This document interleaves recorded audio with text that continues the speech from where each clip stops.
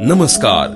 आज आपण रत्नागिरी येथील कारवांचीवाडी येथे असलेल्या मत्स्य सल्ला सेवा केंद्र अंतर्गत राबवण्यात येणाऱ्या खेकडा पुष्टीकरण या बाबतीत माहिती घेण्याकरता डॉक्टर नाईक सरांकडे आलो आहोत. डॉक्टर सुरेश नाईक सर हे मरीन बायोलॉजिकल रिसर्च स्टेशनचे हेड म्हणून नुकतेच रिटायर्ड झाले आहेत.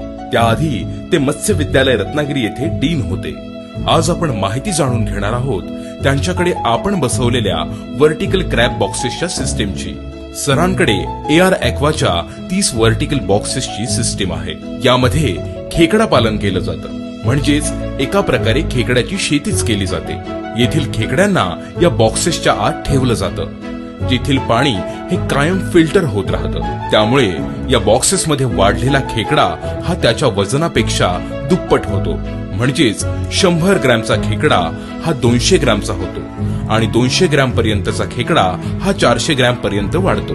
आजच्या आधुनिक जगात या अशा नाविन्यपूर्ण शेतीची गरज ओळखून डॉक्टर सुरेश नाईक सरांनी हा नाविन्यपूर्ण उपक्रम राबवला आहे. यात अनेक प्रकारचे फायदे आपल्याला दिसत आहेत. पुढच्या भागात आपण त्यांच्याकडून याची संपूर्ण माहिती जाणून घेऊया. आम्ही डिझाईन केलेले हे व्हर्टिकल क्रॅब बॉक्सेस अत्यंत नाविन्यपूर्ण आहेत.